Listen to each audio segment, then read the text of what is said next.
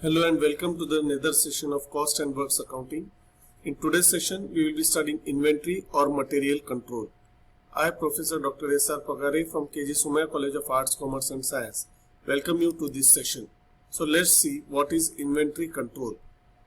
Inventory control or material control is an activity of checking the stock in stores and to maintain the inventory at desired levels, keeping in view the best economic interest of an organization. In simple words, inventory control is a process of ensuring that a business maintains the adequate quantity of stock to meet the forecasted demand with minimum holding cost. Let's see the definition of inventory control. Inventory or material control is defined as a systematic control and regulation of purchase, storage, and usage of materials in such a way so as to maintain an even flow of production and at the same time avoiding excessive investment in inventories. Objectives of inventory control. First, to minimize capital investment in inventory by eliminating excessive stocks. Second, to ensure availability of needed inventory for uninterrupted production and for meeting consumer demand. Third, to provide a scientific basis for planning of inventory needs. Fourth, to tiding over the demand fluctuations by maintaining reasonable safety stock. Fifth, to minimize risk of loss due to obsolescence, deterioration, etc. And sixth, to maintain necessary records for protecting against theft, waste, leakage of inventory, and to decide timely replenishment of stocks. Let's see the advantages of inventory control. First, it improves the liquidity position of the firm by reducing unnecessary tying up of capital in excess inventories, that is understocking and overstocking. Second, it ensures smooth production operations by maintaining reasonable stocks of materials.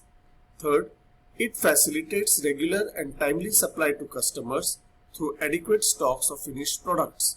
Fourth, it protects the firm against variations in raw materials delivery time. Fifth, it facilitates production scheduling, avoids shortage of material and duplicate ordering. Sixth, it helps to minimize loss by obsolescence, deterioration, damage, etc. And seventh, it enables the firms to take advantage of price fluctuations through economic lot buying when prices are low. Let's see the limitations of inventory or material control. First, efficient inventory control methods can reduce but cannot eliminate business risk. Second, the objectives of better sales through improved service to customer, reduction in inventories to reduce size of investment, and reducing cost of production by smoother production operations are conflicting with each other. Third, the control of inventories is complex because of the many functions that it performs. It should be viewed as shared responsibilities. Let's see the functions of inventory or material control. First, to develop policies, plans and standards required so as to achieve the inventory control objectives. Second, effective running of stores. This may include problems of layout, utilization of storage space, issuing and receiving procedures of items kept in stock. Third, technological responsibility for the state of different materials. This may include the method of storage, maintenance procedures, studies of deterioration and obsolete materials, and corrective action required. Fourth, stock control system. This includes purchase procedures of materials, ordering policies, physical verification, and records of items stored.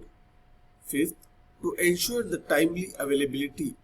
It is for requisite input material and avoid building up of stock levels of final product.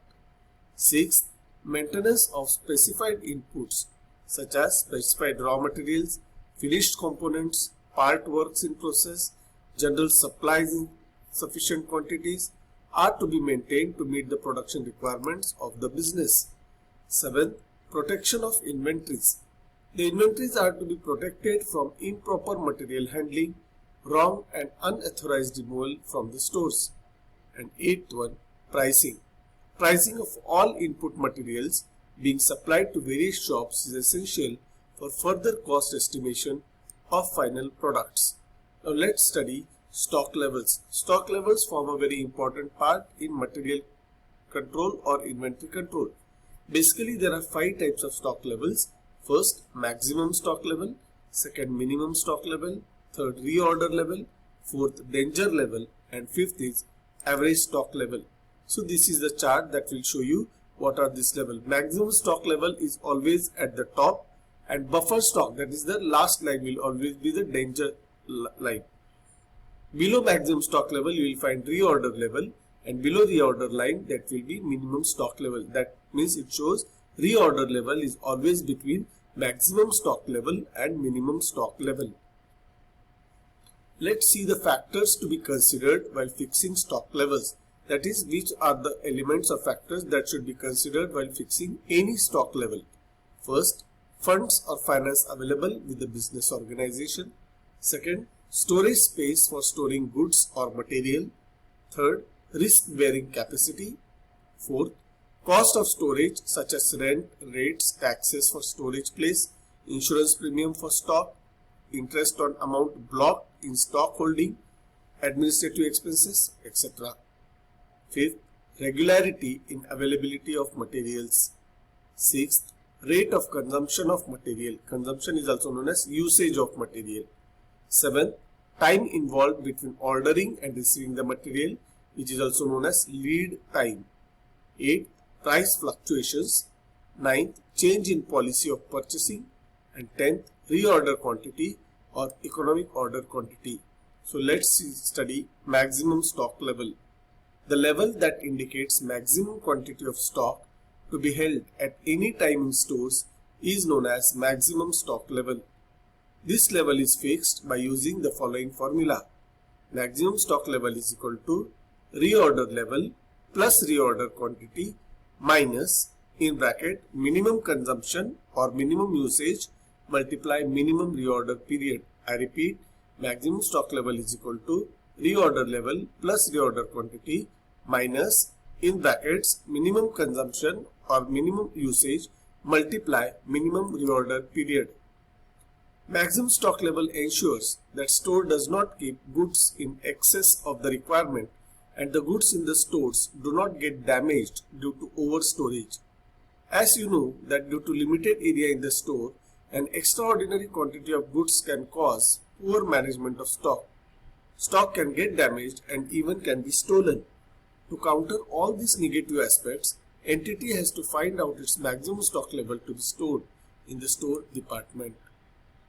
Following are the factors affecting maximum stock levels. Space available to store the grounds, amount of funds available, chances of loss by evaporation and deterioration, frequency of usage of the goods with respect to the lead time, maximum requirement of the store department for production process, effect of fashion and trends, imposition of law, fluctuation trends in the price of goods, and the seasonal impact. Let's see what is minimum stock level.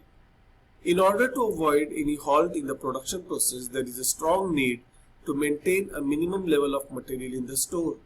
This lowest level is called minimum stock level.